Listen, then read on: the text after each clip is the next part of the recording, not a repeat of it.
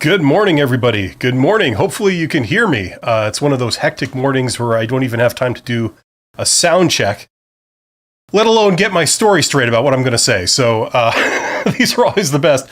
Happy Monday to everybody. Welcome to Side Hustle Ideas. We're going to talk about side hustles.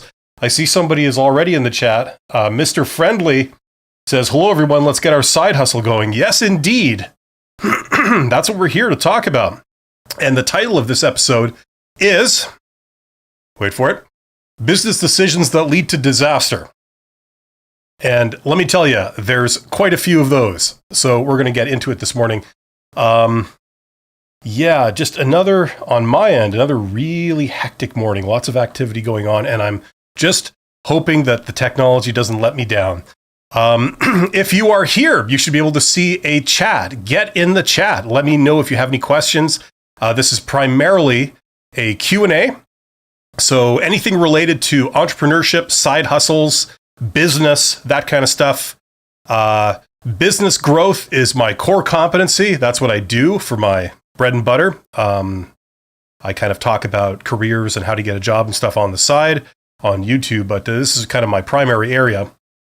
So, and the best thing I have for an intro to this live stream is I want to say that I think entrepreneurship is absolutely magical. If you have had a job, if you've worked as an employee in a conventional career, maybe you can appreciate how awesome this is, because probably one of the biggest sources of stress in your career is holding down a job, not getting laid off, not getting transferred, having to interoperate with a boss that's maybe not a boss of your choosing, and coworkers that are not of your choosing, but you still have to work together and make some kind of entity flow.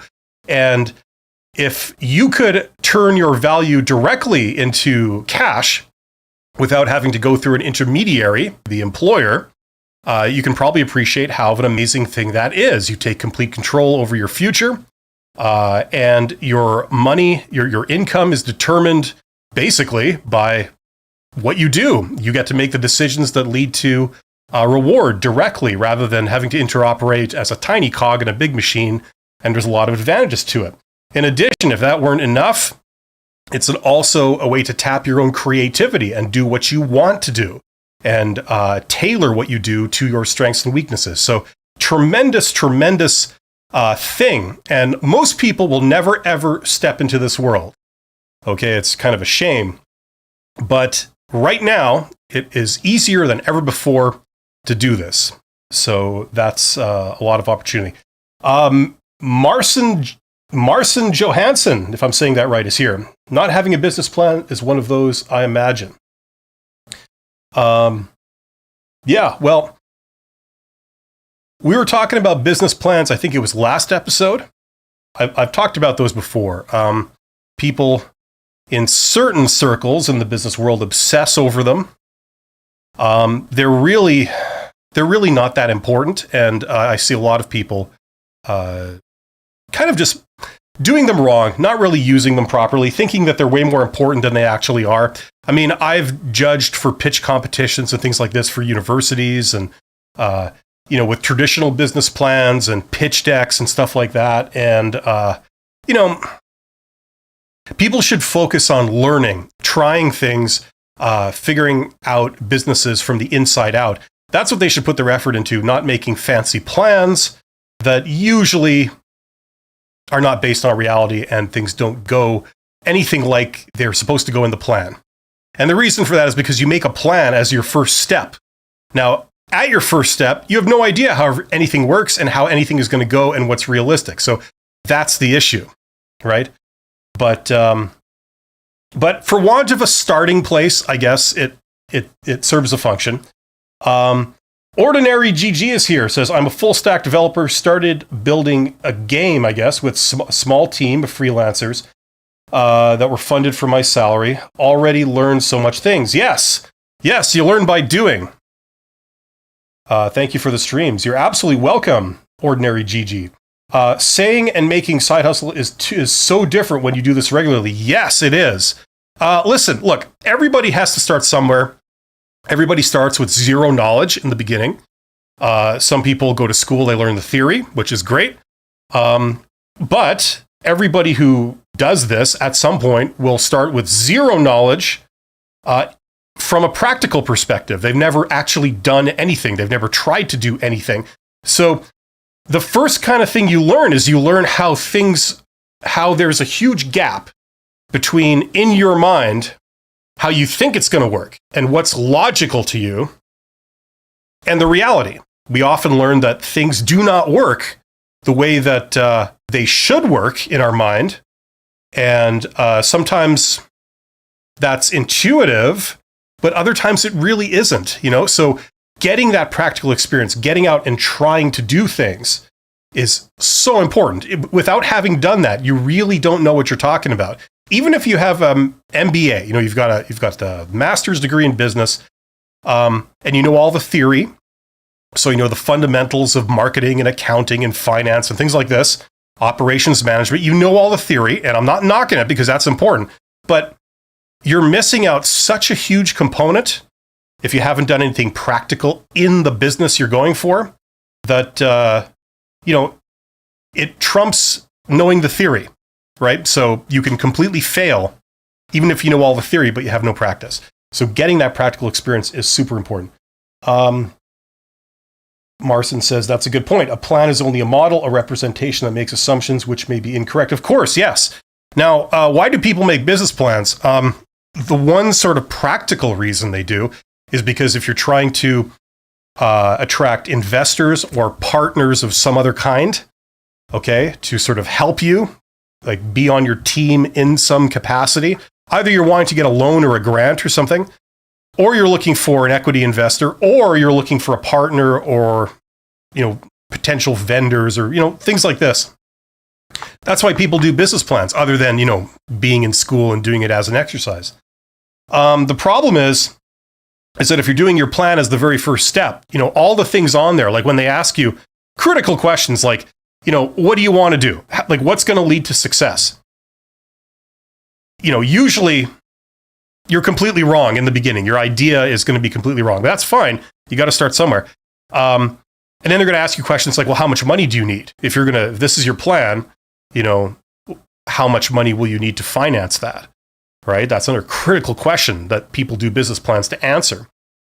And that too is completely out to lunch. You've never actually done any of this. It should cost this in your mind, but usually it doesn't work like that because there's all kinds of hidden stuff you didn't think of, or your entire plan just doesn't work, So, I've seen people that they just focus on plans. They spend months writing plans. It's like, if it were me, I would say just get out there and try stuff. And the idea that you're going to need a ton of cash to do this is false. It just is false. A lot of people believe that, oh yeah, I need to finance this. And I need to get loans, and I need to get, sometimes grants, depending on what your situation is. And I've worked in those worlds. I've advised people that, work within like government programs and stuff to stimulate entrepreneurship and all that kind of stuff. And it doesn't really do any good. So yes, at some point I was going to talk about the title of this episode, which was Business Decisions That Lead to Disaster. That's more of a more advanced topic. Like, we're not talking about entrepreneurship really necessarily. When it comes to that topic, we're talking about just working in a business. And I didn't know how much interest there would be in the startup idea thing. So we could get into that, or we could continue what people are saying in the chat, which seems to have kind of stopped in the last couple of minutes. So maybe that's not the thing to do. But just as a reminder, I want to thank all the members of my channel and all my Patreons. You guys are awesome. I appreciate the support. And this whole live stream is kind of an experiment. So, I'm here to talk about whatever you guys want to talk about within the world of business. I've done some videos in the past about sort of my experiences as a CEO and some of the issues that you have to deal with. And I've done stuff for startups. And I didn't really get a ton, like an overwhelming show of interest for either of those. But I do want to do something in this area. So you guys let me know if you got any questions, specifically what you're wondering. let me know and I will do my best to answer those. We sort of got on the topic of business plans based on Marcin Johansson's comment. Okay, so today we're talking about business decisions. And this is something I touched on the last live stream I did, where so many issues in business are caused by people that are in different roles making decisions based on local considerations and not looking at the whole. You know, that's something that I think is extremely interesting. I've helped businesses with that. So very interesting topic. But you know what? I'm just going to yo-yo between that and this because we're getting some comments and I do want to respond to comments. Marcin says, what things should one avoid when one has an established side hustle where they're earning an income, but perhaps haven't developed it into a replacement for their jobs? What should you avoid when you're in that situation? Well, I don't know what you would have. Let's see. What should you avoid? What I was going to say was, what should you do in that situation? Is first of all, what you should do is going to depend basically on your goals. Okay. Now, a common thing that people who do side hustles and they become entrepreneurs, a common thing is when you get to that point where it's tempting, like it becomes a valid option to quit your day job and do your side hustle full time. Okay, when you get to that point where that becomes within the sphere of possibility, okay, a normal reaction that a lot of people get, understandably, is that they shy away from it. Okay, because it is a big step. You know, doing something on the side, making a bit of money with it, that's one thing. You don't feel any real risk because you have your day job, and that's usually, at least in your mind, it's the focus. It's the main line. Okay, it's your source of bread and butter. It's your main source of income. It provides stability. It provides your sense of identity, and all that kind of stuff. Right. So, from a practical perspective, with money coming in, and also from a personal kind of psychological perspective, you kind of still depend on that. Right. I mean, even if you're making the same income in your side hustle that you're making from your day job, okay? It still feels like your day job is the real thing that you do, and the side hustle is basically what it is, a side hustle. It's something that you do on the side. It's not it's sort of like the secondary thing, okay? So if you're at the point where you've been putting in a ton of work for your side hustle to ramp it up, and maybe it's unsustainable because you're doing your day job and also you're maybe committing all your free time to doing your side hustle. Okay, you said, what shouldn't you do? And what I would say is stay in that situation for a long time. Okay? Because, like I said, it probably isn't sustainable, especially if you have like a family or a personal life, like you know, that's going to be non-existent. And, you know, you're making money and stuff, but you really need to choose. The only way to really take a side hustle, like to go the full 9 yards to it, a lot of times is to focus entirely on it. So you can't really be working a full-time day job at the same time. Right? And I think a lot of people, when they get to that point, they realize this subconsciously. They know that, but they shy away from facing that.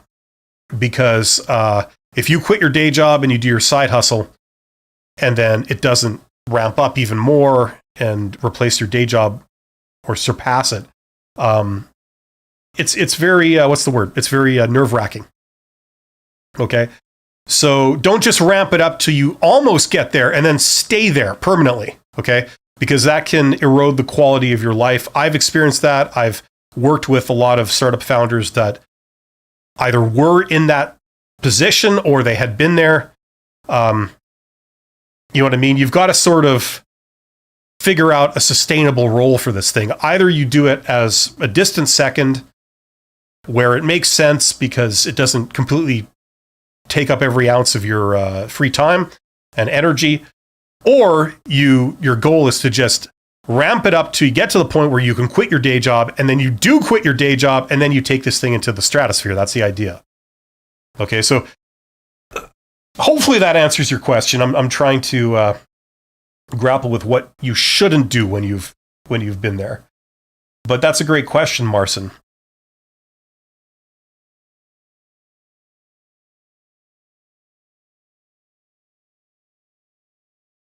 Marcin says stagnation, too diversified or time intensive, but the psychological resistance to move forward with the decision. I wouldn't have thought of that from the stagnation aspect. Yeah, well, it's scary. It's scary for people that if you've worked in a conventional career as an employee your whole life, okay, your whole working life, that's how you make your money. And in your mind, because that's been your experience, you feel that like, okay, that is legitimate. Now, if I were to do something on my own, in some way, that's not legitimate. You know, what do friends and family think? Like if you do, if you get a job in a big fancy company, right? They probably think, that's respectable. You're established. You've hit the big time, right? Absolutely nothing wrong with that. It's a position of status, right? But if you say, oh yeah, I'm doing this little thing of my own on the side and I'm going to quit my job to go and do that full time, what's the typical reaction from friends and family? It's going to be negative usually, right?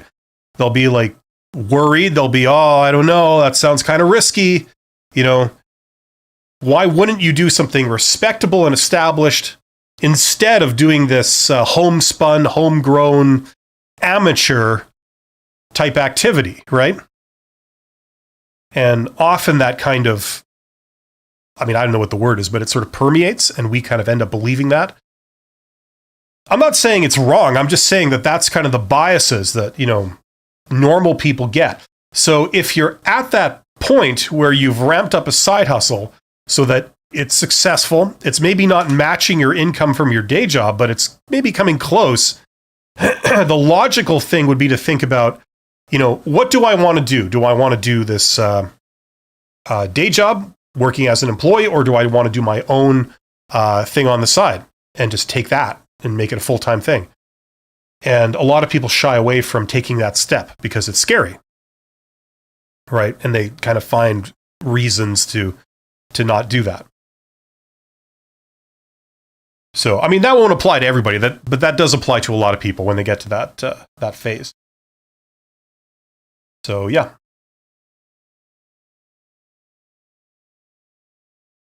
There are 26 people here. Thank you so much for being here.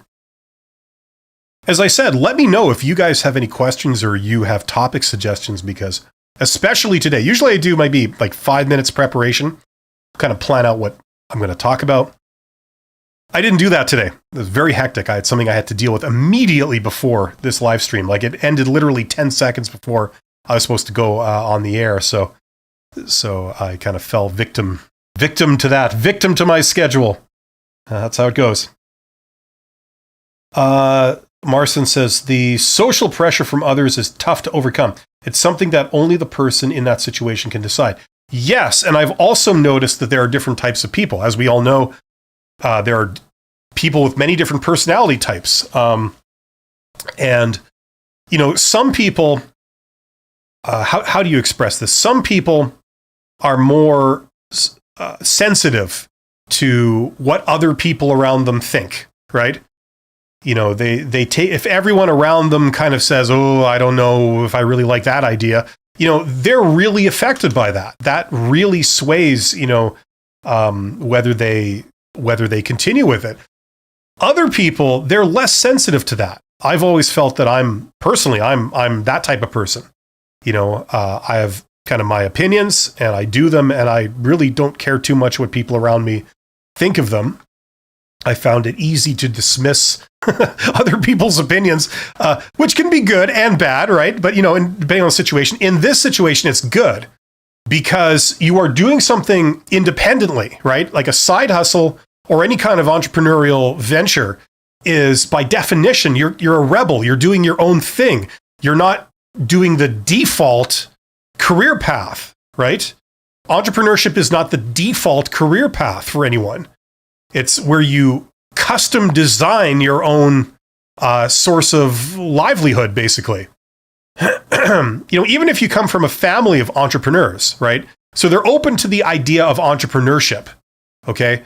or, your parents, one of your parents or whatever might be like, I don't know, a venture capitalist or something. I mean,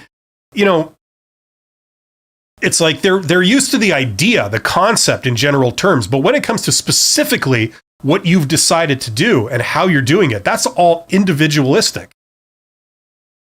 So to a degree, it helps if you have a little bit of that rebel attitude, and say like, I don't care if everybody else thinks that you should do this. I believe you need to do this. A little bit of that helps, right? And it helps you to not be pressured so much in situations like the one we were just describing. Radu, hey, I've seen you before. Good to see you again, Bill. Yes, thank you for being here, Radu. You're awesome. And if you're just joining us, I was just saying, if you have any suggestions for topics or any questions like that, fire away in the chat, because I'm looking for suggestions. I'm here to basically talk about what you guys want to talk about.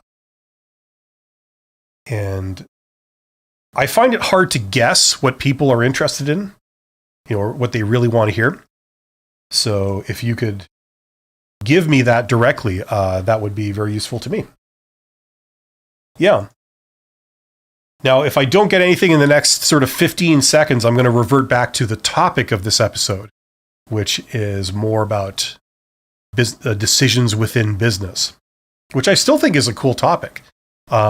It's more for people that are managers and they want to make their operations run better, and they want to eliminate some of the fallacies of thinking that the mistakes that people are making in their operation that lead to failure.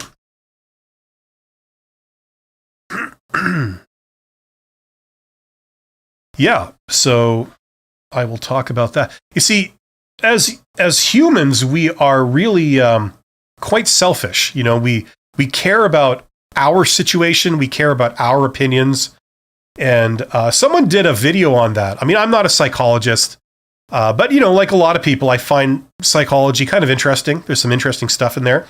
It helps to explain people. It helps to explain what we see. Something that I talk about and that I've helped people with is like business networking. And, the explanations for why a lot of those techniques work are found basically in psychology. Why you communicate one way instead of another way, things like that. And we're very selfish as a species. We tend to care about ourselves a lot, and we tend to be very self-centered, and we see everything through the lens of what we care about, stuff like this. And that leads to a lot of mistakes being made within a business operation by the decision makers. Marson says, was trying to find a way to tie the psychological aspect into the topic, but wasn't quick enough. Oh, well, it's all psychology, isn't it? I mean, think about it. If you knew exactly what to do, this wouldn't be a challenge, right? I know that's self-evident, but it's all about figuring out what to do. It's not about really having the means to do it. I mean, if you I don't know, if you live in the world and you're not afflicted by like a severe medical disability or something, you're capable of just making a lot of money with an internet connection, the phone, and the computer. You know what I mean? Like, you have the tools. It's not a question of, being able to do it. The challenge is knowing what to do, right? That's the challenge. Okay, so in a sense, it's all about psychology. It's all about, like, how do we figure this out? It's about thoughts and figuring out what to do. It's not about capabilities. Like, anybody who's watching this has the capability of, making a fortune, with not too much effort, right? It's just the big question is, how do you do that? When you pick up the phone or you get on the computer, what do you say to whom, right? That's the big issue, right? So it's a quest for knowledge. So in a way, it's all about how you think and, what you think is the right thing to do, what you think is the wrong thing to do. What's that based on? So yeah, I mean, it's ironic though, because a lot of people today, the buzzword is mindset. And I've heard a lot about the entrepreneurial mindset. I think I even did a video on it a long time ago, because that was like a topic, that a phrase that people were using. And I mean, obviously, it's more than just how you think. It's about the knowledge that you acquire and how you use it. But a big part of it is, sort of, how you think. Like, for example, most people will never be entrepreneurs because in their mind, they believe that that's not a valid option for them. They believe it can't be done. They might believe some fallacies, like it's harder, it's a lot harder than it actually is. It's tremendously risky, which it can be if you're kind of an idiot and you bet the farm on things that you shouldn't, right? But no, it's not risky. I mean, you risk your time being wasted, really, but you don't have to risk any real money doing it. So it's because of the stuff they believe that they decide, nope, that's not an option for me. That's not something that I should do. It won't result in success. It would be far better if I did this other thing. And when you look at people's decisions, you examine them, sometimes you question them and think like, well, how did you come to that conclusion, right? So in a way, it's all about how you think. This is turning into an extremely general topic. Usually I stay away from like these extremely general kind of, I don't know if you call it advice. It's not advice. It's just sort of, it reminds me of a lot of, motivational type speech where people, they get paid, like, or they, at least they give you the impression that they make a lot of money by getting up and basically telling you in an extremely confident way stuff that you already know, like basic common sense. 90% of it is an introduction, and then they state the obvious at the end. And then you see all these people cheering and hailing them like visionaries and saints and stuff, and it's like, it's so general. I mean, it's not wrong, it's just that it's so general, it's pretty much not very useful, right? I usually stay away from stuff like this. But today I find myself wandering into that area. Marson says, I admit I'm one of those people. Now, okay, so what person is that? That's social pressure is tough to overcome. Trying a way to tie the social aspect into the topic. Well, listen, like then you go into things like confidence, okay? Like if you have an ambition to have your own business, okay, what that means is that you're doing something that's making you money. Okay, that becomes your living. And it's usually some kind of creative type thing. Like, for example, people might fantasize about, I want my own company where, I have my own line of, a clothing line or, line of, fragrances or cosmetics, or, if you're into, automotive stuff, you're into cars or something. I want my own, car company that manufactures cars, or that my own garage on a smaller scale that like fixes cars, and it's mine. I'm the boss. And not only does it make me a lot of money, but it allows me to turn my knowledge and perhaps my interest in this hobby into my livelihood, right? So maybe that's your fantasy. This is something that you would love to do, right? Maybe one of the challenges is that you don't know how to go about doing it. Okay, that's one thing. Another challenge is that you just think that, well, that's a nice fantasy, but it's impractical. Before you even try or learn anything about it, you've already decided that that's not really a viable option for you. It'll never happen. That takes millions of dollars of investment, and I don't have that kind of money, so it'll never happen, right? Now, maybe that's true or maybe it's not, but you've already decided that it's true without it being based on anything, without verifying it, right? A lot of times it's false, right? Now, when I say this, the knee-jerk reaction that some people have is they say, well, that's silly. Some things take money to start. And I'd say, yes, exactly. For example, you cannot start a commercial airline running out of your garage, right? You can't start your first oil refinery in your backyard. Yeah, because those are capital intensive businesses. Those are big problems to solve, and you cannot solve those with a tiny company. Small companies, small business operations, like the kind that any one of us here could start, they're designed to solve small problems, right? Big organizations exist to solve big problems, okay? So, yes, if you wanted to start an airline as a startup, yes, it would take a lot of investment. You're absolutely correct. However, that's usually a dumb idea for a startup. It's prohibitively expensive, and there's too much work for one person to do in the beginning. It's an impossible task. How many people do airlines employ? They employ hundreds of people, right?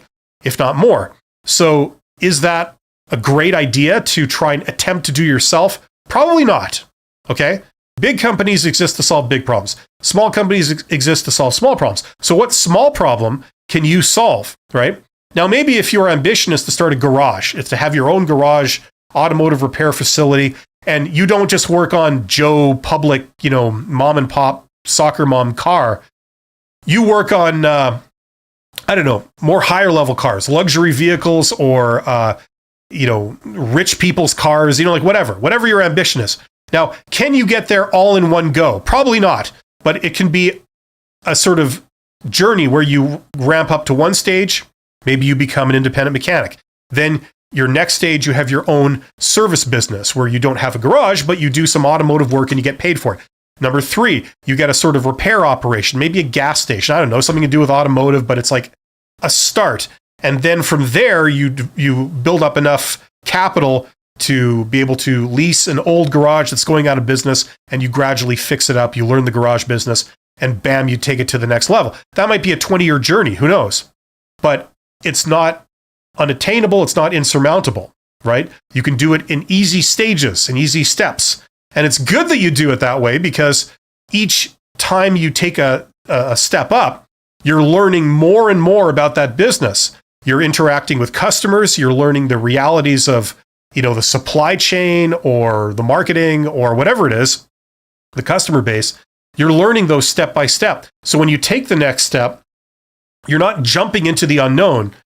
It's a very careful and controlled thing, and you know where you're going, right? So at the end of the journey, when you get to the point when you have your own garage, you've learned everything about that business, everything about the customer base, everything about what's possible, everything about how it works now, and everything that you could do, right? So that's usually how these things work, but it is possible.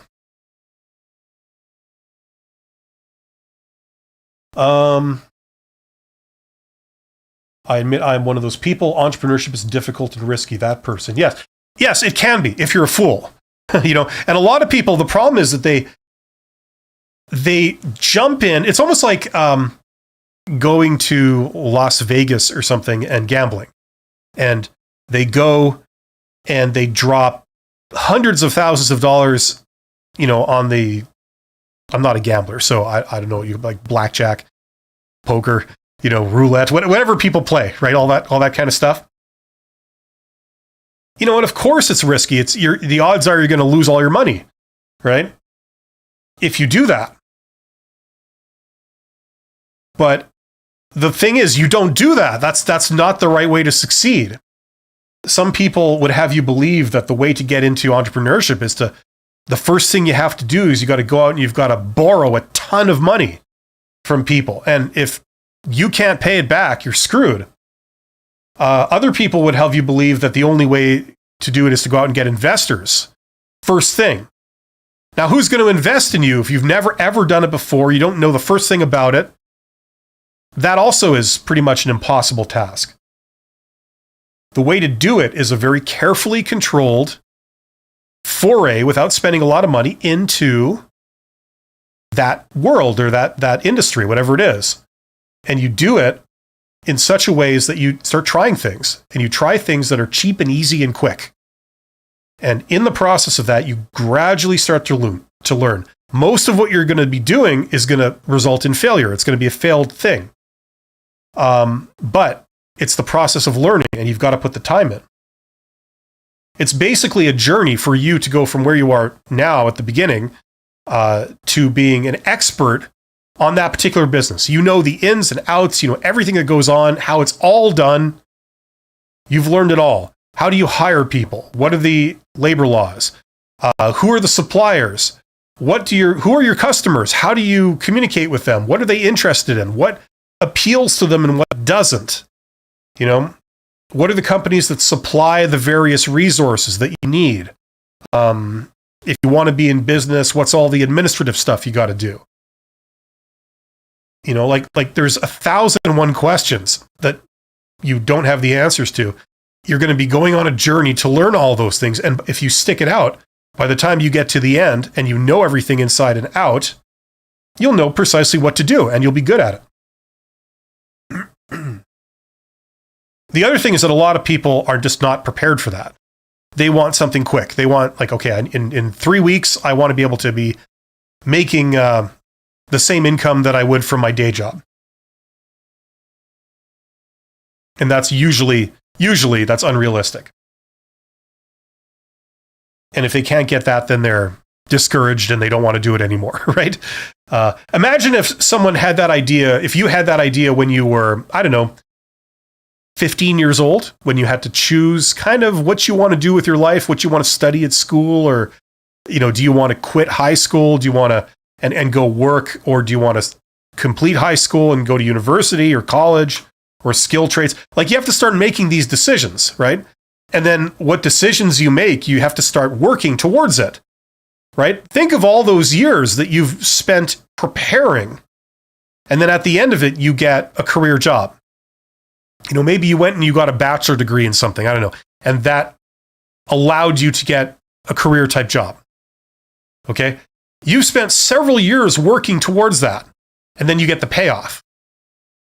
Right? Entrepreneurship is kind of the same way. You know, if a 15-year-old came to you and said, I don't want to, you know, study anything or learn anything, but in 3 weeks, I want to be making a decent income that I can live off for the rest of my life, what would you tell them? You'd probably tell them, well, that's unrealistic and silly. You've got to put in the time. This is no exception. However, there is a payoff. And the advantage is, I mean, because I think this stuff is great, I will speak highly of it. It's great because you can imagine a future for yourself, what you want to do and how you want to make your money and what you want to do with your life. And you can work towards that and you could turn it into reality.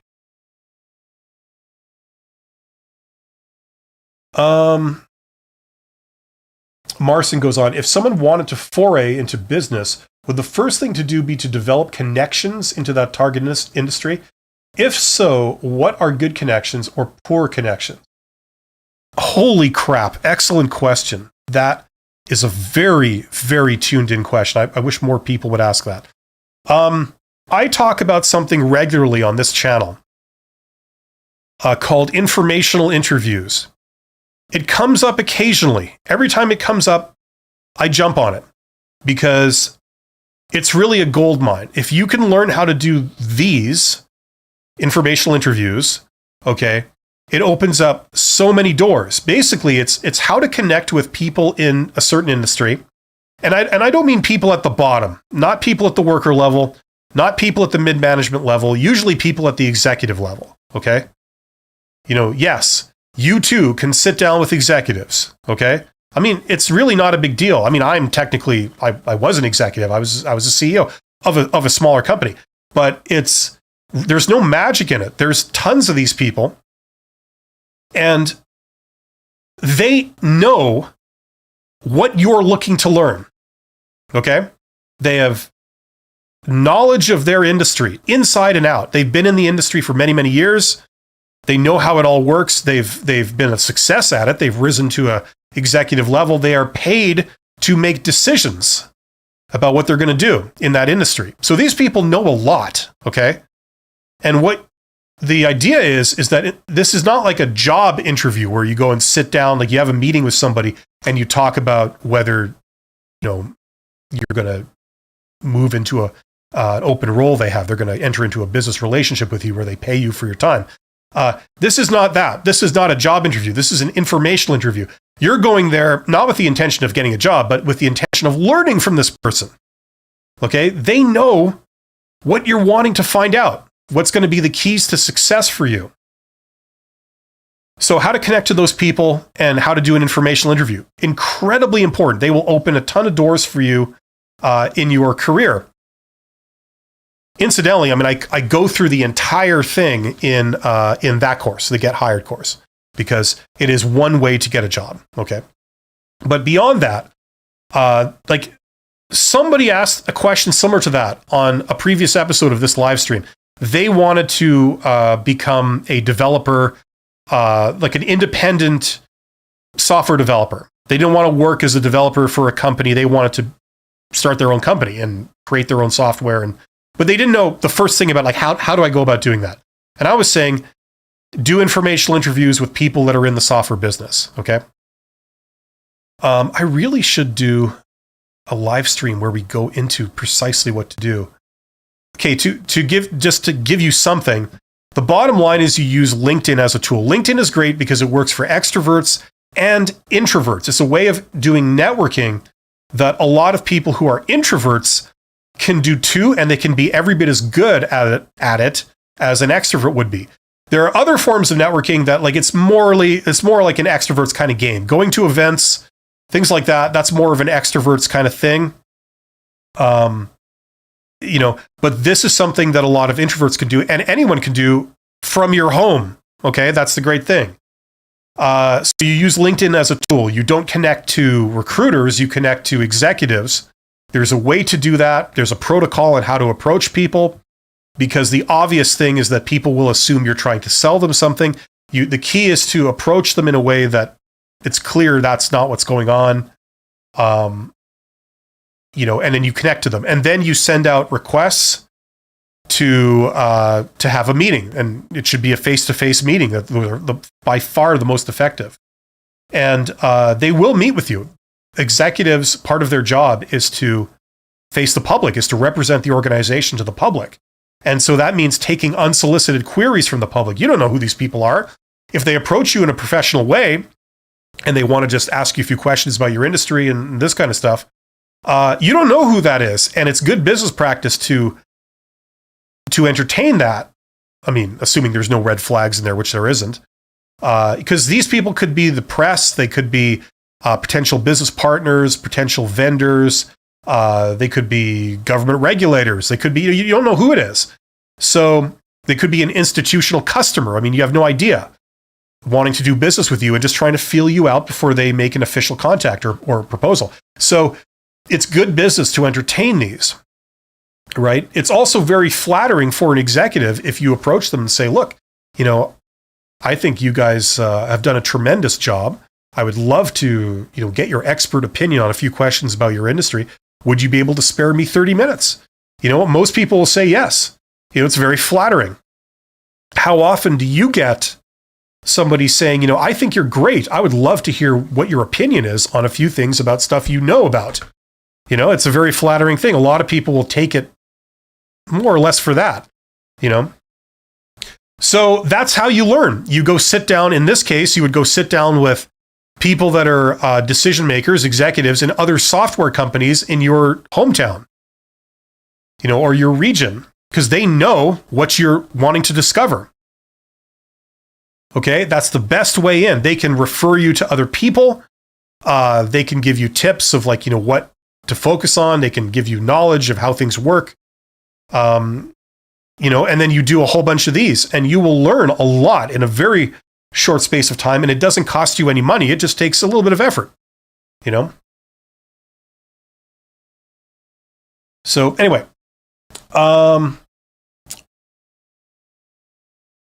there's quite a few questions here. I'm going to try and get to those. Let's see. Where was I here? So hopefully that answers your, that isn't a full answer, Marcin, because there's a lot to this, but hopefully that gives you a direction to focus in. Carmiago says $100 MBA. Where could I find more info? That is a course. That's a course that I created actually for the biggest sort of type of, it's meant for like 4 types of people, you know. If you're looking to take an actual brick and mortar MBA, like a 2-year university degree, but you You don't know if it's for you. You don't know what you study. You just want to put your toe in the water. I created it for those. But the biggest group of people I created it for was potential entrepreneurs. If you want to learn business quickly, cheaply, at your convenience, that's why I created this. So that's the course. Now, they're in the description box of this live stream, of this video. There's a link to the course, and there's also a link to a video where I answer questions about the course. So between those two links, that should give you hopefully everything you need to know to learn about that, if that's what you want to do. So that's where you go. Marson says, starting lean and grounded seems to be the best strategy to step into the world of entrepreneurship. Start with simple, small problems, then work your way up. Yeah, it's an adventure, a journey of learning, okay? If you knew exactly what to do, you'd be able to make a lot of money in a very short space of time doing the thing that you want to do in whatever industry that is, okay? So you're on a learning adventure, and that's the challenge. Now, how do you learn? You learn, like I mentioned a second ago, informational interviews from people in the business that know how it works. That's a part of it. That can teach you a lot. But trying things and learning like firsthand is essential. You have to like try stuff. Now, you want to limit your risk. You don't want to like do stuff that costs a ton of money if there's a chance it's not going to pay off. And most things won't pay off in the beginning. You try stuff, you fail, but you learn, you know? Now, if you can do that without spending any money, it's just your time and effort that you're spending, it means that you can do it again and again and again and again. You can try many different things, right? Another source is, like we were talking about that course like a moment ago, is learning the theory of business. Anytime you want to make money with something, you're in the world of business. Welcome to hell, you know? Let's say you're a computer programmer, you're a developer. You love to code. You don't care about business. You care about coding. You care about software. That's what's exciting to you, right? The problem is that the moment you try to make money with coding, you're now no longer in the world of computer engineering. You're in the world of business. Whenever there's money involved, you're trying to make money, right? Or you have to spend money to do something. You're in the world of business. And if you try and go there with no knowledge of accounting, with no knowledge of finance, with no knowledge of marketing, with no knowledge of operations, et cetera, et cetera, et cetera, it's very hard. You end up making very fundamental mistakes, like rookie mistakes, that you don't really need to learn the hard way. You know, you can just crack open a book and read on page 5, this is how this works, and you go, oh, okay, that makes so much sense. You don't need to learn that the hard way. So, I mean, yes, I got my course. You know, obviously I'm going to try and promote my course, but I mean, forgetting about my course, I mean, you can learn that in many other sources, but learn the theory, okay? If you try and go into the world of business knowing absolutely nothing about business and refusing to learn anything about business, it will be a rocky journey, and one that you could avoid, right?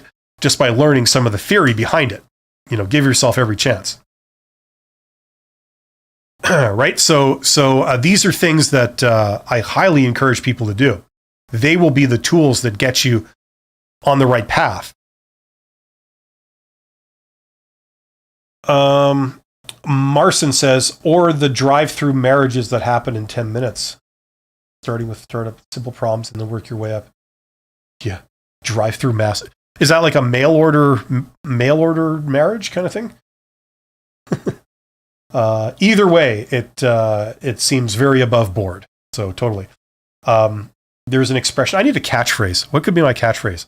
I was thinking of saying, you know, what are you on glue? That'll be my new catchphrase. People in the business world just don't say that enough. I've always felt that they really need to get more colorful language and not be so, just buttoned down and proper all the time. Because it's so fake. You know, I'm on the one hand, you want to be dignified and trustworthy. On the other hand, you want to be genuine and sort of crosses the border sometimes into being just too fraudulent. Marcin says, cheap, easy, and quick. Hedging risk, but with the great reward of learning from experience. Yeah, well, you don't really hedge the risk. You just don't take the risk. If you don't spend any real money to try things, I mean, the only thing you're risking is your time.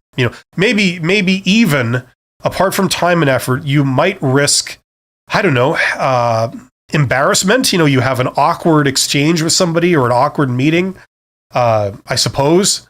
But I mean, that's all you're risking. Like, you're not risking anything real or anything insurmountable. Just whatever you do. I mean, don't like put up, some people, they start startups and they put up the money that you would need to buy like a house. You know what I'm saying? Like they put up that much capital, on a startup that they've never done before. They've never been in that business before. They don't have any prior experience in it. And they just jump blindly into this thing and pray that it works. Now, what are the odds of something that you've never done before, that you don't know anything about? What are the odds of like you getting a hole in one and it working out? Very, very slim. Don't do that. Please. For the love of God, don't do that.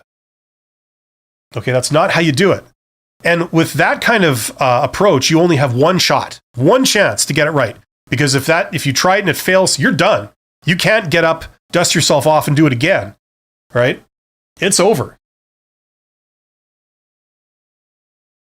Marcin, I would think growing too quickly would be one of those rocks in the harbor hazards to watch out for.